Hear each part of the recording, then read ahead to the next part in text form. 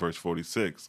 I have seen many people in many different kinds of worship, and they go through their parts in the sacrifice without perceiving the spiritual idea of the founders, and they are neither better nor worse for it. The infidel, with little discretion, seeing this, abuseth all the doctrines, but a wise man goes between them to find the good which others lose sight of. Verse 47. To find all the beauties in a man or woman, or in their behavior, this is godlike. To find their faults and speak of them, this is devilish. Yet consider the man reverently who speaks not of persons, who knoweth. May not all men be as automatums, some in the hands of gods, and some in the hands of devils. Verse 48. Such a doctrine would make us less severe with those who err, or who do evil. We hope for this. Verse 49. I have seen the criminals being whipped, and I have said to myself, only by a mere circumstance of birth, the wrong ones are being lashed, otherwise they had been governors of the state. Verse 50. I once helped a bad man to elude his pursuers, and he escaped whipping, and he reformed himself. Since then, I have been a convert to great leniency. Verse 51. The time will come when bad men will not be whipped nor tortured, but be appropriated to benefit the province. To shape our laws for such interpretations is the beginning of wisdom in the government. Verse 52. To appropriate all men to the best use, this is the highest government. To punish a bad man for vengeance' sake, this is devilish. Verse 53. If a man slay my sister, I raise my sword up before him, that he may run against it, but I strike him not. To reform a man is better than to kill him. To lock up a bad man where he can do no harm is sufficient for the state.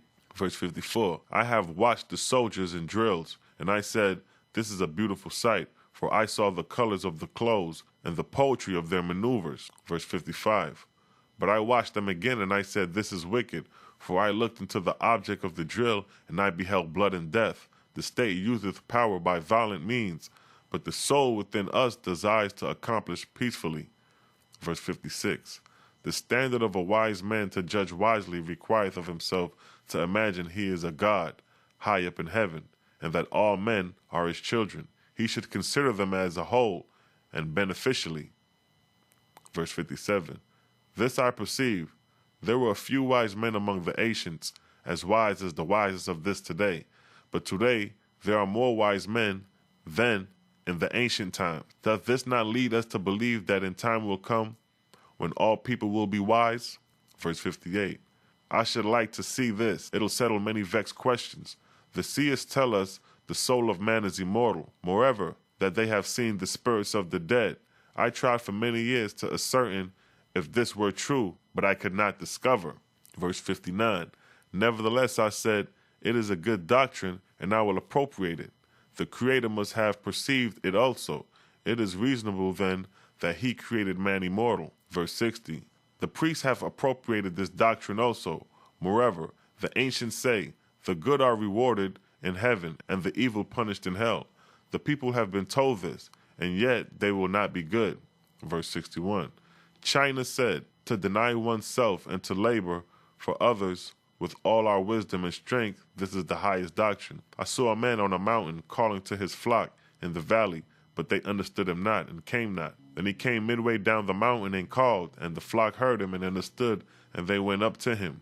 Verse 62. It is easy to plan out high doctrines, but not so easy to give an efficient doctrine. He who is midway is the most potent. I have observed that all people have higher doctrine than they live up to. Yeah, the boast of one religion over another is relatively of its superior height, and the doctrines enunciated. And yes, they have boasted thus, practice neither virtue nor sincerity, for they live not up to the commonest doctrine. Verse 63. On the other hand, the boast of a government is not of its virtue and goodness, and its fatherly-like care of the helpless, but of its strength in arms, and its power to kill, and they are the lowest of attributes. Verse 64. To reach the government and make it virtuous and fatherly, I was born into the world. This can be done only through the family, then to the hamlet, then to province, and then to the empire. Verse 65. But I could not do this without sincere men who would faithfully practice my doctrine. Verse 66. That ye are sincere, it is proved in your being with me. That ye are virtuous and discreet with property is proved in you giving ear to my words. Yet in this, how can I be sincere? I say my words. I feel that no words I uttered before the council are my words in fact. Verse 67. Is this not true of all good men, wherein they are mouthpieces for the gods or for the circumstances surrounding them? We open our mouth and speak, but where do our ideas come from? Verse 68. When the sun shineth on the field, the herbs come forth. Is it not the Creator's light falling upon us that cause our ideas to come forth? And if we keep away the grass and weeds, we receive a profitable harvest. Verse 69. I would that all men would write a book on the Creator. Thought directed in this way will not go far from the right road. Verse 70. To feel that he is with us, hearing all our words, seeing all our deeds, is this not the surest foundation to teach our children, to make them sincere, and to behave with property? What is so potent as faith in the Creator and his Son, Shang-Chi, the true God? Chapter 37, verse 1 through 37. Verse 1. The following are the books of Caillou, Confucius, to wit. Verse 2. Of the Creator, the Great Spirit, Aeolin, and his creations. Verse 3. Of the plane of corporeal worlds, the sun and earth, and moon and stars, and their size and motion, and their power to hold themselves in their places by the velocity of rotation. Verse 4. Of light and heat, and thunder and lightning. Verse 5. Of the unseen worlds, the upper and lower heavens, the habitations of the gods. Verse 6. Of the intermediate world, or lower heavens, which rests on the earth. Verse 7. Of God, who hath charge of this world and her heavens. Verse 8. Of false gods, and their kingdoms in the lower heavens, and their power to catch the souls of men after death. Verse 9. Of hell, where the spirits of bad men are tortured for a long season. Verse 10. Of the highest heavens, the Orion worlds, where the spirits of good mortals dwell in everlasting bliss. Verse 11.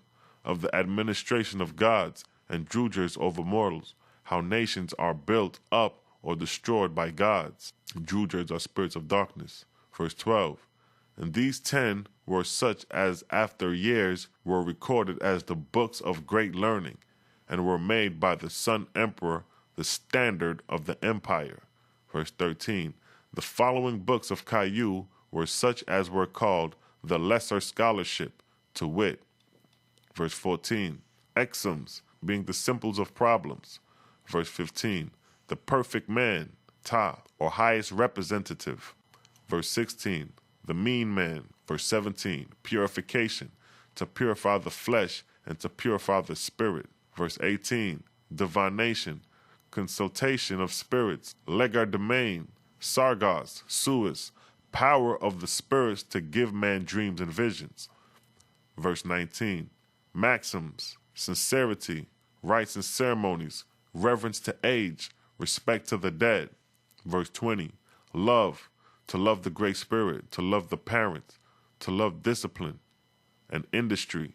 Marriage, marriage for earthly sake being wicked, marriage for spiritual redemption of the world by generations of holier men and women. Verse 21.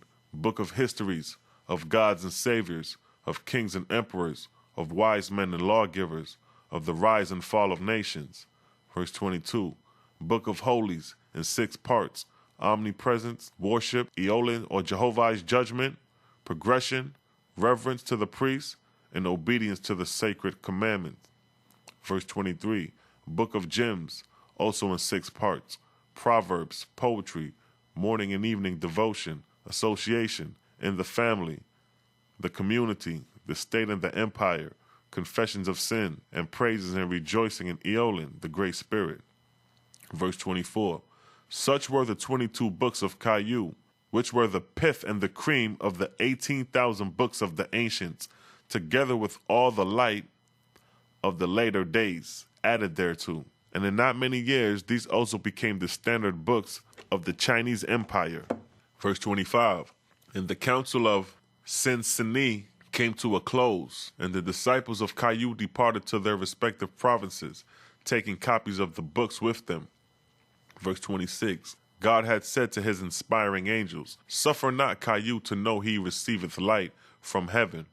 For he shall be an example to men to inspire them to perfect the talent created withal. Verse 27. And it was so, and during all these years of labor, Caillou knew not that he was inspired. Verse 28.